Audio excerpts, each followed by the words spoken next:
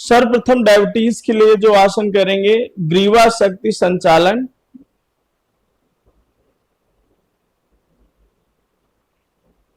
सांस लेते हुए ऊपर, सांस छोड़ते हुए नीचे, इसके सभी पोजों को लेफ्ट राइट मूवमेंट।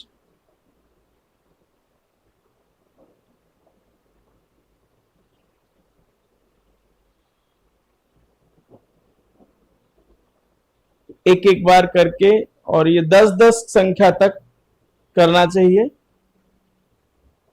दूसरा जो इसमें आसन करेंगे, कटि चक्रासन करेंगे। हाथ को कंधे के बराबर समान ले जाके सांस छोड़ते हुए दोनों तरफ। तो ये पहला पोज 10 बार करेंगे। उसके बाद पैर फैला लेंगे, दोनों पैरों के बीच में 2 से 3 फीट गैपिंग रखेंगे, और दूसरा पोज 1 फीट हाथ नीचे रखते हुए करना है। सांस सभी पोज में छोड़ना है, दूसरे में भी छोड़ना है। और फिर तीसरा पोज पैर क्लोज करके एक हाथ बैक पे और एक शोल्डर पे रखते हुए कटि चक्रासन करेंगे। त्रिकोण आसन करेंगे अगला आसन।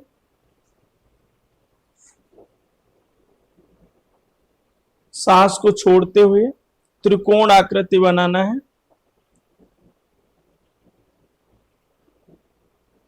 और आकाश की ओर देखना है। सभी आसन सावधानी पूर्वक करना है, उतना ही करें जितने में खिंचाव तनाव ना हो। अब इसका दूसरा पोज करेंगे इस प्रकार से। आप सभी दर्शकों से अनुरोध है कि आप अपनी स्थिति के अनुसार इसे करेंगे। जैसा दिखाया जा रहा है ठीक उसी प्रकार करने का प्रयास नहीं करना है।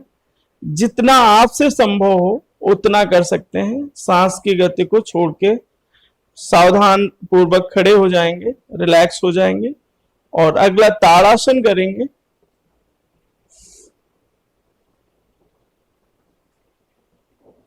यह आसन तनाव को कम करके और आपके आलस्य को दूर करता है, और जिससे कि आपकी डायबिटीज में बहुत लाभ होता है। इसके बाद उत्कट आसन करेंगे। उत्कट आसन भी 3 बार करना है, इस तरह से जिस तरह से दिखाई जा रहा है। सांस को ले करके होल्ड करना होता है। तो ये 3 बार संख्या पे आप दोहरा सकते हैं। अब हम पैरों की कुछ एक्सरसाइज करेंगे, जिसमें घुटना शक्ति करेंगे। घुटने के लिए घुटने को गोल घुमाएंगे, घुटने पे हाथ रख करके। तो इसको भी कर सकते हैं, किंतु अगर आपको घुटने में तकलीफ हो तो आप कमर पे हाथ रखेंगे और घुटने को पीछे की तरफ मोड़ेंगे, एड़ी को ऊपर ले जाएंगे। इस प्रकार से आप घुटना संचालन करेंगे। इसके पश्चात आप लेट जाएंगे पीठ के बल,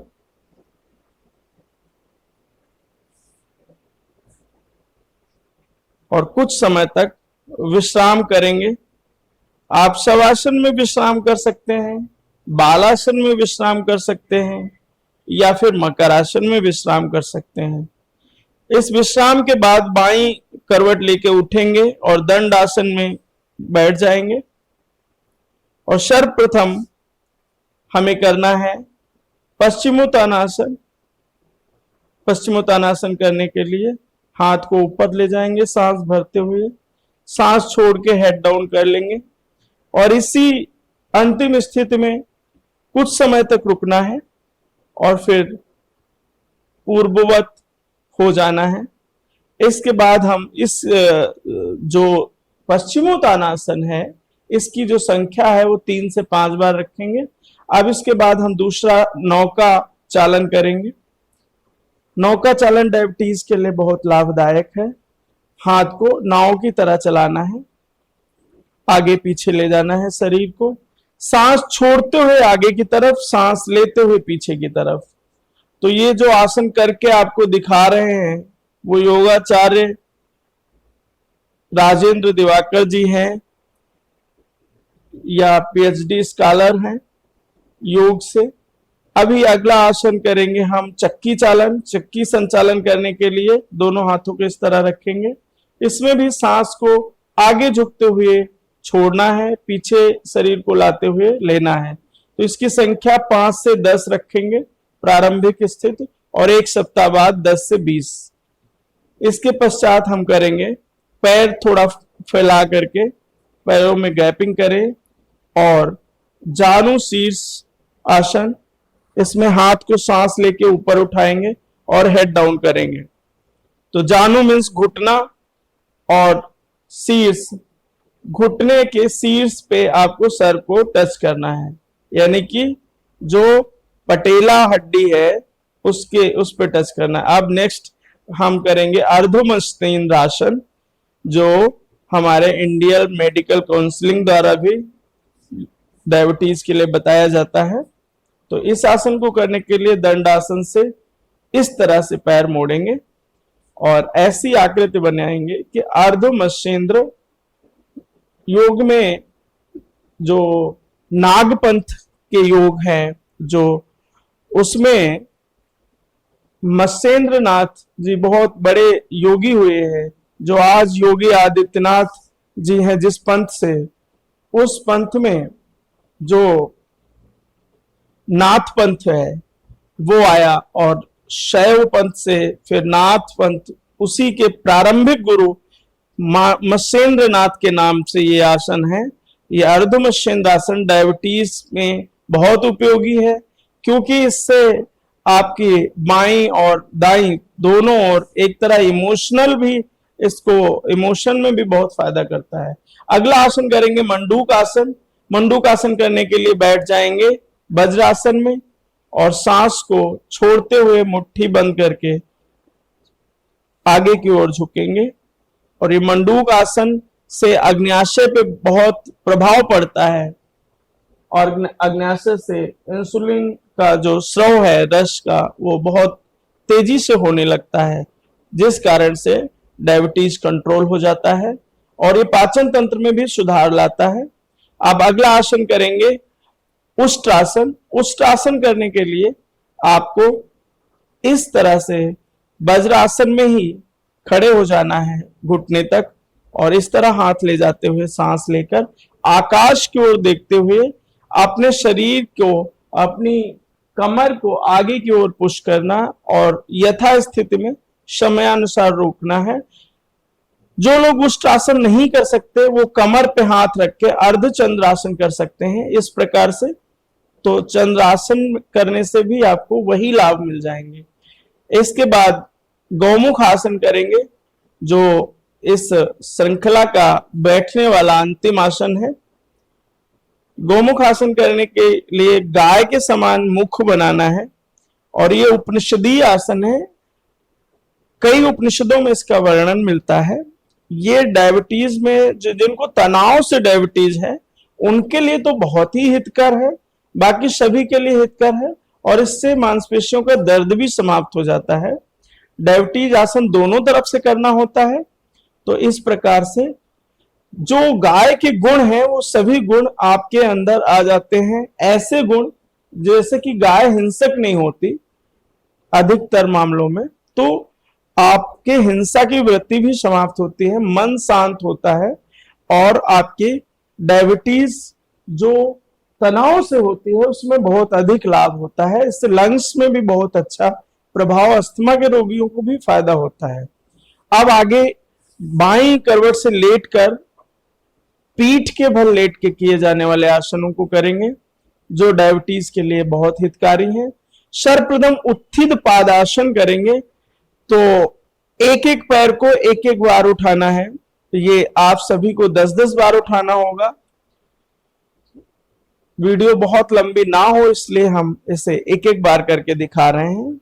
इसके बाद दोनों पैरों को एक साथ उठाना है। ये भी आप 5 से 10 बार कर सकते हैं। अगर किसी को बैक पेन है तो उसे नहीं करेंगे। इसके पश्चात उत्तान पादासन, सर और पैर दोनों बराबर उठाना है। हाथ को 1 फीट ऊपर थाइस के रखेंगे और इस प्रकार से नाव की आकृति बनाते हैं, क्योंकि ये उत्तान पाद आसन, इसमें पैर उठे हुए होते हैं और इसको इस प्रकार से करते। कुछ लोग इसे नौका आसन भी बोलते हैं, किंतु ये उत्तान पाद आसन कुछ शास्त्रों में वर्णित है। ये करने से डायबिटीज को बहुत लाभ होता है। अब अगला आसन की ओर बढ़ेंगे हम और पवन मुक्त आसन करेंगे। पवन मुक्त आसन बहुत अच्छा प्रभाव डालता है पेट की मांसपेशियों को और पाचन तंत्र से संबंधित जिनको डायबिटीज है, जिनमें डायबिटीज में पाचन तंत्र जिनका बहुत ज्यादा गड़बड़ रहता है, वो इसे करके डायबिटीज को तो कंट्रोल करेंगे, साथ साथ उनका पाचन तंत्र भी बहुत अच्छा हो जाएगा। अगला आसन हम करेंगे, इसमें पेट के बल लेटकर इसमें 3 आसन और करना है, जिसमें सर्वप्रथम हम भुजंग आसन करेंगे, जो डायबिटीज के लिए साथ साथ स्पाइन की जो समस्याएं हैं उनमें भी लाभकारी है। तो सांस लेते हुए इसे करना होता है और यथानुसार होल्ड करके फिर वापस इसको 3 से 5 बार करना है। अब थाइस के नीचे हाथ रख के शलभ आसन करेंगे और इसमें दोनों पैरों को सिर्फ उठाना होता है और यथानुसार होल्ड करना है। तो ये शलभ आसन आग्नेयाशय पे बहुत अनुकूल प्रभाव डालकर उसे भी क्रियान्वित करता है। अब अगला आसन की ओर हम बढ़ेंगे और जो इस श्रृंखला का अंतिम आसन है धनुरासन, उसे करेंगे। धनुरासन सभी का नहीं हो पाता है, तो जिनका ना हो वो इसके बाद वाले मकर आसन को करेंगे। तो धनुरासन सांस लेकर के पैरों को इस तरह से ऊपर उठाएं और आकाश की ओर देखने का प्रयास करना चाहिए। यह धनुरासन भी बहुत उपयोगी है। इसके पश्चात हम वापस आ जाएंगे और मकर आसन, जैसे गोभी का फूल होता है उस प्रकार से कोहनी को खड़ा करके आसन करेंगे। जिनका ये धनुरासन नहीं हो पाया है उन्हें दोनों पैरों को इस आसन में मोड़ना चाहिए। एक साथ मोड़ेंगे और फिर अलग अलग भी मोड़ेंगे। तो ये इस तरह से एक एक पैर को मोड़ लिया और उसके बाद दोनों पैरों को एक साथ मोड़ लिया। तो इसको कुछ दिन 10 से 20 संख्या में करने से आपका धनुरासन, शलभासन अच्छी तरह से होने लगेगा। इसके बाद हम पीठ के बल पुनः लेटेंगे और 2 आसन करके हम प्राणायाम की ओर बढ़ेंगे। उन 2 आसनों में सर्वप्रथम हम लंबासन करेंगे और हाथ को ऊपर की तरफ खींचेंगे, पंजे के पैर के आगे की तरफ दबाएंगे। इससे हमारे शरीर की मांसपेशियों में खिंचाव होने के साथ साथ आप जब स्ट्रेच करते हैं शरीर को और पुनः छोड़ते हैं तो पूरा शरीर रिलैक्स हो जाता है। आप दोनों पैरों को मोड़कर पैरों के तलवे को मिलाकर सुप्त भद्रासन करेंगे और घुटनों को बटरफ्लाई की पोज में ले जाएंगे। तो हाथ को थाइस के ऊपर रखेंगे। इस प्रकार से करने पर आपकी मांसपेशियां और मन शांत होता है। ब्लड प्रेशर के लिए भी ये बहुत अच्छा आसन है। अधिकतर देखा गया है कि डायबिटीज के साथ लोगों को ब्लड प्रेशर की भी समस्या होती है। तो जिन्हें blood pressure, high blood pressure की समस्या है, उसमें भी ये आसन बहुत लाभ पहुंचाता है। ये आपके शरीर की सभी मांसपेशियों को रिलैक्स करके मन को शांत करता है और जिस कारण आपकी योगाभ्यास से जो थोड़ा बहुत तनाव बनता है वो रिलीज हो जाता है। अब इसके बाद हम बाईं करवट से उठकर बैठेंगे और बैठ करके वज्र आसन में बैठ करके पुनः अब प्राणायाम की ओर आगे बढ़ेंगे। प्राणायाम में हमें नाड़ी शोधन प्राणायाम करना है। तो पहले बाईं नासिका से 1 से 10 बार सांस लेना चाहिए। इसकी गति सांस की 1-2 होनी चाहिए, अर्थात अगर आपने 4 सेकंड में सांस लिया है तो आपको 8 सेकंड में सांस छोड़नी होती है। इस प्रकार से 1 से 10 करेंगे। यहां पे हम एक बार करके दिखा रहे हैं। फिर दाहिनी नासिका से इसे करेंगे। सेम प्रोसेस रहेगा। 4 सेकंड में सांस लेके 8 सेकंड में छोड़ना है। इसमें संख्या कोई भी हो सकती है, रेशियो 1-2 का रहना चाहिए। आप 2 सेकंड में लेके 4 सेकंड में छोड़ सकते हैं। इसके बाद दोनों नासिका रंध्रों से एक साथ सांस लेनी है और दोनों नासिका रंध्रों से छोड़नी है। इसका भी रेशियो 1:2 होगा। इसके पश्चात लेफ्ट से सांस लेके राइट से छोड़ना है, राइट से सांस लेके लेफ्ट से छोड़ना है। जिन्हें ब्लड प्रेशर की समस्या नहीं है वो इसे 1:4:2 के रेशियो से करेंगे, और जिन्हें ब्लड प्रेशर की समस्या है वो इसे 1:2 के रेशियो से करेंगे, और जिन्हें और अधिक मानसिक समस्याएं हैं वो योग प्रशिक्षक की सलाह पर ही करेंगे।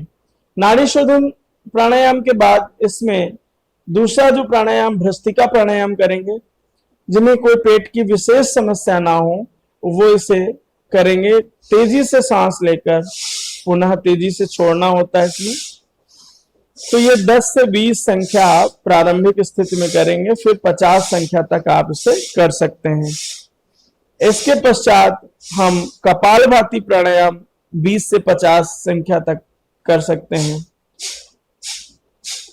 कपालभाति आपके मस्तिष्क को शुद्ध करती है और उसके विचारों को संतुलित करती है, जिस कारण से डायबिटीज में जो तनाव से डायबिटीज है, जिनको हार्मोनल बैलेंस हो जाता है, वो सभी समस्याएं समाप्त हो जाती हैं और डायबिटीज में बहुत आराम मिलता है, कंट्रोल होने लगता है, रक्त शर्करा कम होने लगता है। इसके बाद हम सुख आसन में या पद्मासन में बैठ जाएंगे और अगला जो प्राणायाम है वो हम उज्जाई प्राणायाम करेंगे। इसमें गले से आवाज निकालते हुए सांस को बाईं नासिका से निकालते हैं।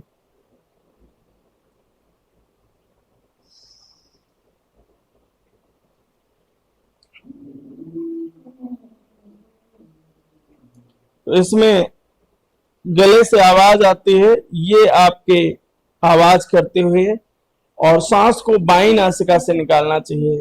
ये थायराइड के लिए भी उपयोगी है और डायबिटीज के लिए इसलिए उपयोगी है कि इससे आपके जो श्वसन प्रक्रिया का है वो सुधार होता है। अब अगला आसन हम जो करेंगे, अब बंद करेंगे, जालंधर बंद।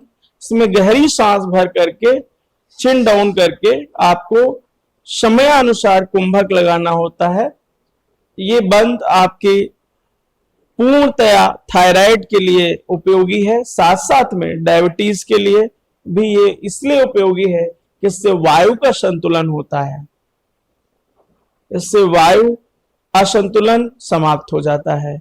अब हम भ्रामरी प्राणायाम करेंगे। भ्रामरी प्राणायाम के लिए कान को पहले बंद करके और इस प्रकार से नासिका रंध्रों पर, नासिका पे और आंख पे उंगली रख के वाइब्रेशन करते हुए भ्रामरी करनी चाहिए। वाइब्रेशन करने से क्या होता है कि आपकी मानसिक जो न्यूरॉन्स हैं उनके बीच का तनाव समाप्त हो जाता है और आपको मानसिक तनाव, अनिद्रा की समस्या दूर हो जाती है, जिससे डायबिटीज में काफी लाभ होता है। इसके पश्चात हम ओम का उच्चारण, ओमकार का उच्चारण करेंगे। तो ओम चैटिंग भी कहते हैं इसे। ओमकार के उच्चारण से शरीर का जो क्लॉक है वो ठीक होने लगता है, शरीर के अंदर जो विसंगतियां हैं वो दूर होती हैं और साथ ही साथ आपका आत्मविश्वास बढ़ता है।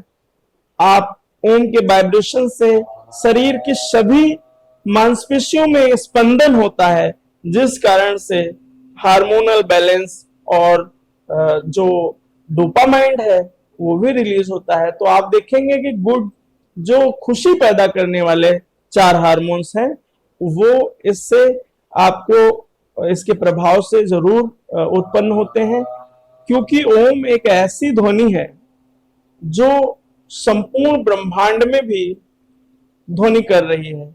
और जब आप ओम करते हैं तो उस यूनिवर्सल से अच्छी तरह से कनेक्ट हो पाते हैं और आपका मन शांत होने लगता है। तो इस प्रकार से ओम करने के पश्चात हम पुनः शवासन 1 से 5 मिनट तक कर सकते हैं, जितना आपके पास समय हो।